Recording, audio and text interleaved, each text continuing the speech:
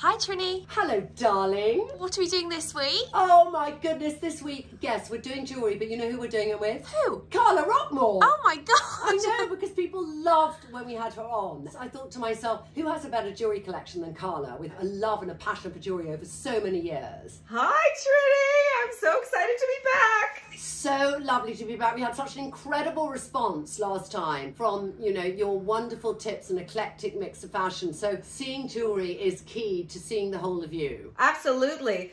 For me, jewelry is sort of, it's the cherry on the cake. And the icing on the cake. And I think that sequins is my jewellery, but I think for this instance, we need to rip off our sequins so we can get on to jewellery. Let's do it. How did you get the passion for jewellery start? I mean, do you remember like your first piece? I have it. You have it? I have my first piece of jewelry that I bought when I was 16 years old in the mall when I was working at a store called Parachute. I don't know if anybody from the 80s remembers Parachute. Yeah. And I coveted that shop, and I got a job there, and I was on my lunch break and I saw these in the window of another. At the time, they were $100. Oh my God. I put them on layaway back in the day. Remember layaway? Layaway, was that a way to fund things? Yes, layaway was where you could put down $10 a week.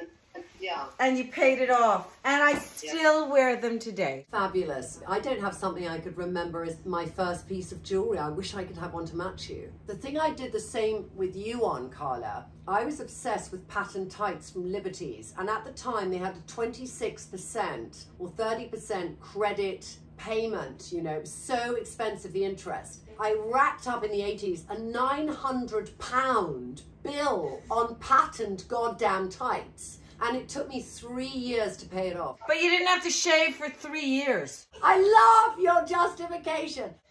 Okay, Carla, I now want you to show me your maddest piece of jewelry. For example, this is my bin of 60s and 70s revival cuffs. Can I stop you there whilst I look at the specificness of that statement? I understand the trifari, the history of this piece. You know, jewelry to me is art. It lasts forever. It ends up being in your wardrobe longer than your clothes for the most part. I end up searching and splurging on baubles more than I do on anything else. And Carla, I know that your history has been in jewelry, and just so you all know, where do you sell your fine jewelry, Carla? I sell it at Stanley Korshak. These are my gold scrolled transparent green Champlavet enamel boobies. You see their little boobs? Oh my God, they're fabulous! Did you make these? Yes, they're tits. I love them. This is the best jewelry I've ever seen. The only thing, Carla, is I don't wear shepherd's hooks. So I have a bezel set that can be put on here instead, and it covers your hole and goes down the line. Yeah. So depending on who's buying it, I just custom. And what are they made of? They're 24 karat gold, scrolled. Yeah. Can you see the? Yeah. That's so beautiful. Carla, what do you sell them for? 6,400. So they are about £4,500 then? Yes. Yeah. But the good news is my resin ones are coming out very soon. So your resin are a collection you're making for who? For myself. So carlarockmore.com is going to be a jewelry destination. It will be, yes, absolutely. Can I show you my most unusual piece of jewelry? Yes. But this is just the jewelry that makes me happy, because sometimes we need to be...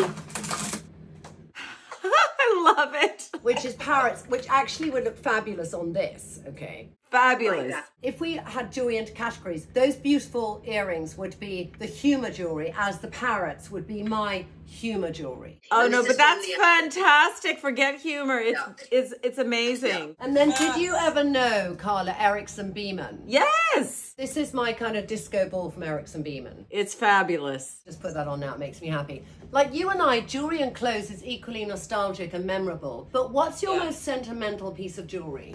Well, I can show you a pivotal piece or two. Yeah, that would be great. This is a trifari pendant. And I felt very validated when I saw Miranda Priestley open Devil Wears Prada wearing this piece. I loved that, right? It's fabulous. I layer it with a bunch of other greens. Joyful, it's a movement in that is so beautiful. Yes, and then another piece that really I fall in love with. This reminds me of Peter Sellers' The Party. It's the symmetry of this one. There's a pattern here in a way of those statement necklaces that hang at a certain level. It's just one bin, love. For example, if we go over here, so this is just gold collars that sit high on the neck. This is I love this piece. This is a Swedish designer. You see, I love that piece when I'm doing very clean, minimalist kind of pieces. I love that, Carla. Yeah, I saw that on you for something the other day, but I do love that. Yeah, it's great. High pearls that are just different colorations because pearls come in. Here's a cream. Carla, where are those pearls from? Everywhere. Some are from Neiman's, some are from Walmart, and some are from markets, and some are from vintage. Okay, a whole mix, but just different size gradation. Yeah, the whole thing. And then this is my current obsession I just picked up. I loved it, and I saw it on sale at Farfetch. This is just one singular floating pearl that sits right in the center of the nape of your neck.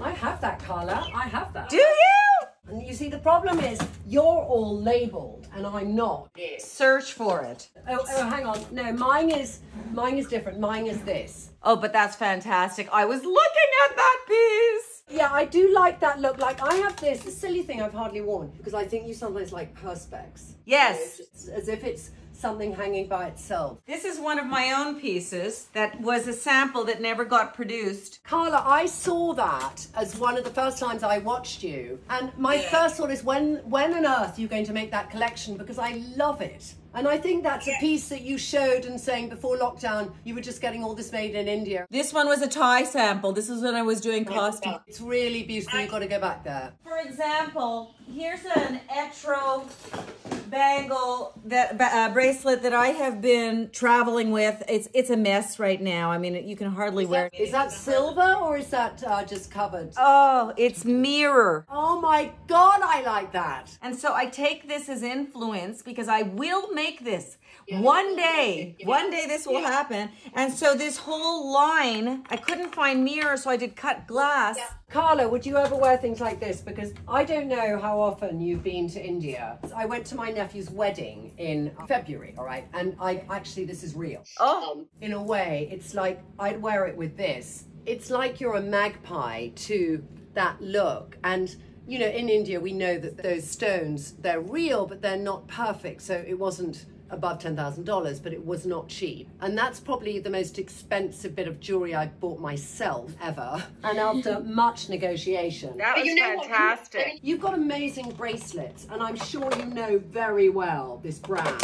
But when I discovered this brand, I bought 100 of these bracelets. Dinosaur one from Australia. The dinosaur, yeah.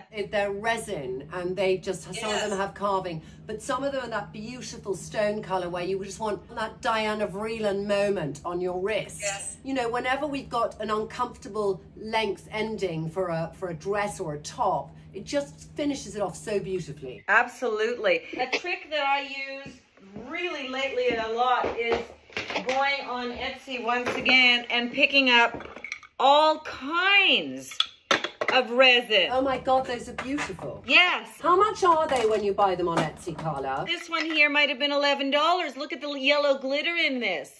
Can you share the details, please? Because they're absolutely fabulous and I want them now. Right. So I'll throw this on and maybe a little cream moment to balance it out with one of my yellow pieces. And it's just, I'm done. And they're light and they're easy. Yeah. Fabulous. Here's a vintage Fendi. I might just replace this, keep the floral. God, I love, and it's, we can talk, Carla, about the art of layering a lot of bracelets. It has to be haphazard, yet purposeful. What's your favorite way of giving advice to people, Carla, when you're grading your bracelets? I think I start with the centerpiece. With bangles, it's not the highlight of the look. It's your clothing. So it's an accent. It's the periphery. So pull in something that speaks to the piece you're wearing on you, the clothing. So it's got to be a color or a neutral or something. For example, this is a very austere look. I don't wear black next to my face. I always throw something on to break it up.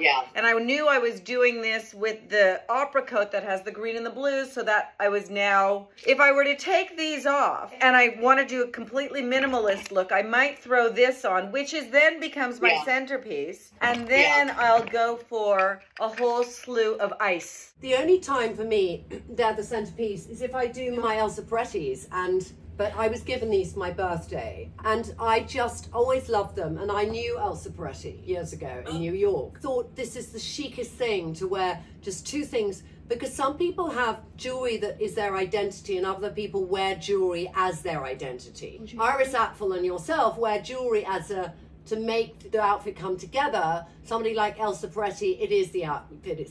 So moments like this, if you get those incredible architectural pieces, I think they are the bracelet that makes the navy dress come to life. You know, I'm very like you with the black around the neckline, and I'd never do it, but if I do it, I want something pearl or silver or really lifting and bringing the face to life. And I think the more we go down the path of life and women who still wear black, the more they need to look at that. Absolutely. I have downstairs, I can show you the Elsa Peretti bottles. I know, that's what I want to talk to you about, because I saw you graded 2 or 3 of them, and Carla, I'd never seen them before. Oh. So I want to know, are they old or do they still make them? I bought them at Tiffany's. How long ago? Last year, 2 years ago maybe. Can you show me how big they are? Yeah. I've been looking for a silver necklace. So that's small.